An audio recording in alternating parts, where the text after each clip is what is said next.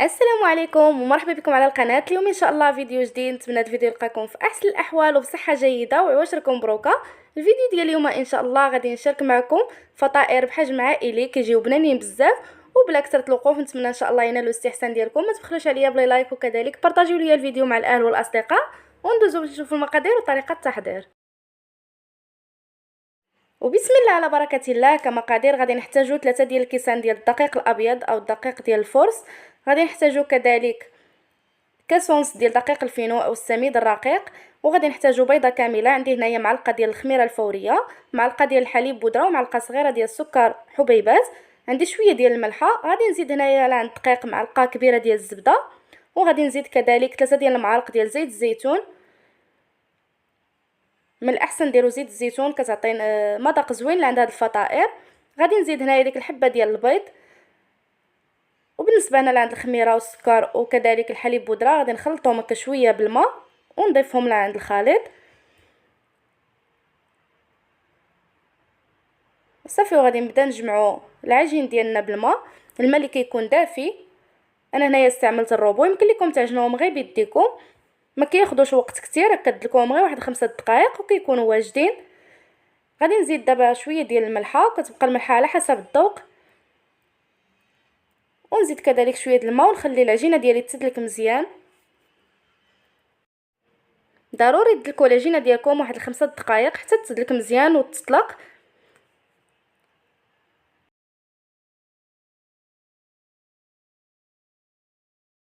من بعد ما تدلكات ليا العجينه صافي جمعتها، ما كتكونش عجينه اللي جاريه بزاف. غادي ندهنها بشويه ديال الزيت نباتيه او زيت الزيتون نتوما اللي كتفضلوا، وغادي نغطيها ونخليها حتى تختمر. ضروري تغطيوها مزيان وتخليوها تخمر حتى كيتضاعف الحجم ديالها. الا كان الجو سخون ما كتاخذش وقت كتير باش تختمر، اما الا كان الجو بارد فكتاخذ شويه الوقت، ولكن ضروري تخليوها حتى تخمر مزيان على هذا الشكل كما كتلاحظوا معايا في الصوره. غادي ندوز دابا باش نفرغ الهواء من العجين.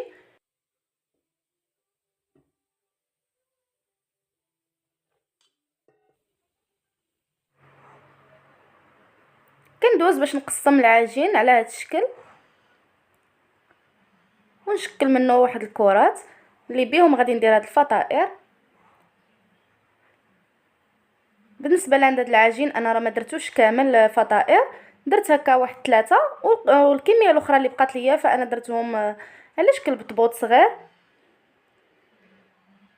الا بغيتو نشارك معكم هكا البطبوط كيجي زوين بزاف فخليوها ليا في التعليقات واكيد غادي نشاركو معكم. صافي كنطلقوا هنايا العجين على هذا الشكل، وضروري كنرشوا الفينو او دقيق الفينو.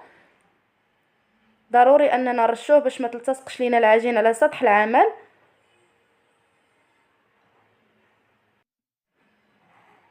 كنطلقوا الكره ديالنا ديال العجين على هذا الشكل هذا اللي يكون هكا مستطيل طويل. غادي ندوزو دابا لعند الحشو ديال هاد الفطائر. فخديت الفرماج الاحمر وحكيته وغادي نديروه هنايا في الجوانب ديال هاد العجين على هاد الشكل.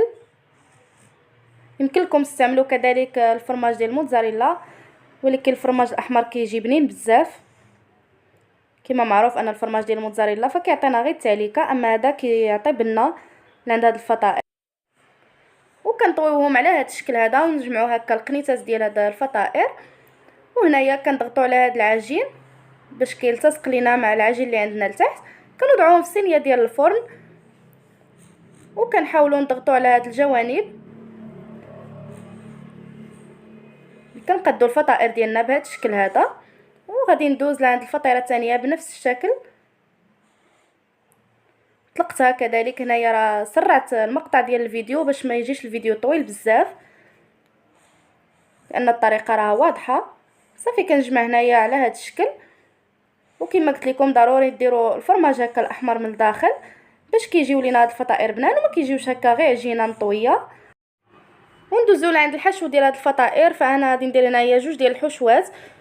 بالنسبه لعند هاد الفطيره الاولى خديت لاصوص ديال البيتزا وضعتها على هاد الشكل، كنديرو فقط في الوسط ديال هاد الفطيره. وغادي نزيد ليها هنايا الفرماج ديال الموتزاريلا محكوك. خديت هنايا الكفته اللي شحرتها في مقيله، كفته هكا زدت ليها شويه ديال اللقامه وشحرتها. غادي نعمر بها كذلك هنايا، وغادي نزين بقطع ديال الفلفله. بالنسبه للتزيين فكيبقى اختياري، زينوا بداكشي اللي متوفر عندكم في الدار. وهنايا في عوض الكفته يمكن لكم ديروا كذلك الطون، كما يمكن لكم ديروا صدر ديال الدجاج يكون مطحون ومشحر. وغادي نزيد شويه ديال الزيتون الاخضر.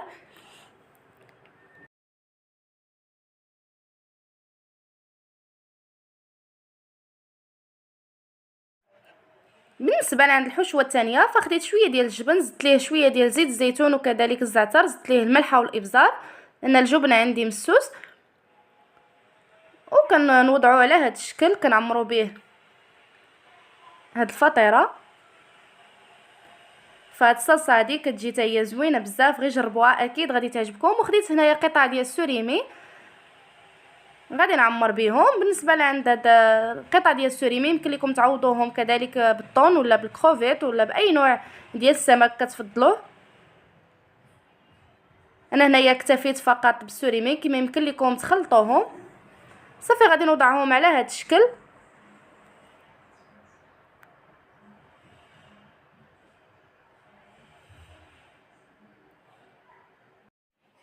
غادي نرش عليهم الزعتر هكا من الفوق، وغادي نزيد كذلك الفرماج الاحمر محكوك، وغادي نعاود نرش الزعتر.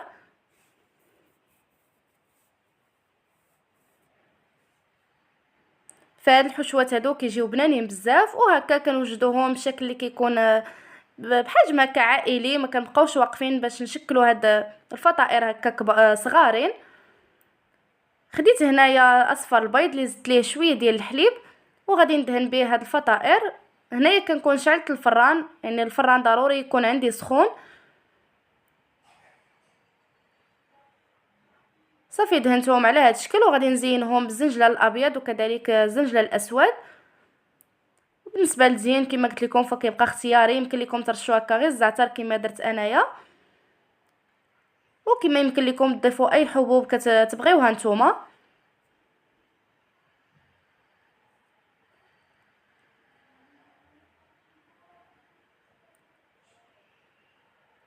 نتمنى ان شاء الله الفيديو ينال الاستحسان ديالكم، واذا كنتوا وصلتوا حتى لهنايا فما تنساوش خليوا لي لايك وكذلك تعليق ديالكم. فانا زينتهم هكا بطريقه اللي بسيطه جدا، وغادي ندخلهم للفران اللي كنكونوا شعلناه من قبل. ضروري الفران يكون سخون مزيان، كنقصوا عليهم العافيه، ما كنجهدوش للفران حتى كيطيبوا لينا من التحت. الا كنا غادي نطيبوهم في الفرن الغازي عاد كنشعلوا عليهم من الفوق باش غير كيتحمروا، الا كنا نطيبوهم في الفرن الكهربائي فكنشعلوا عليهم من الفوق ومن التحت حتى كيطيبوا لينا وكنخرجوهم. ما كياخذوش وقت كتير في الطياب ديالهم، غير ما تجهدوش عليهم من الفرن باش هكا كياخذوا وقتهم في الطياب وما كيجيوش معجنين. وهذا هو الشكل النهائي ديال الفطائر اللي وجدت معكم في هذا الفيديو. نتمنى ان شاء الله ينالوا الاستحسان ديالكم، كيجيو بنانين بزاف، فغير جربوهم اكيد غادي يعجبوكم. ما كياخذوش وقت وكذلك ما فيهمش مقادير اللي كثيره، الا جربتوهم ما غاديش يبقاو يخطاوكم في هذا رمضان ان شاء الله. فانتوما كيجيو صراحه كيجيو كيشهيو غير في المنظر ديالهم. غادي ندوز دابا باش نقطع معكم هكا تشوفوا كيجيو حتى من الداخل ديالهم. فداك الفرماج اللي درنا فيهم كيعطيهم واحد التاليكه من الداخل. بسم الله غادي نقطع هنا معكم طريف هكا باش تشوفوا ما كيجيوش لينا معجنين، كيجيو لينا هكا خفاف وكيجيو مهويين من الداخل. ها نتوما هذا هو الشكل ديالهم من الداخل، كيجيو مورقين. نتمنى ان شاء الله غير تجربوهم، فاكيد كما قلت لكم غادي يعجبوكم. وكيجيو خفاف بزاف والعجين ديالهم كتجي رقيقه. وهذا هو الشكل الثاني او الحشوه الثانيه. فانتوما العجين كي كتجي راه كتجي زوينه بزاف، وكما قلت لكم كتجي خفيفه ما كتجيش معجنه. نتمنى ان شاء الله الفيديو ينال الاستحسان ديالكم. ما تنساونيش من لايك وكذلك بارطاجيو لي الفيديو مع الاهل والاصدقاء ديالكم. واذا كنتم مازال ما اشتركتوش في القناه فضغطوا على زر الاشتراك وفعلوا الجرس باش دائما تتوصلوا بالجديد على القناه ان شاء الله. خليتكم في امان الله، ونتلاقاو في فيديو قادم بحول الله.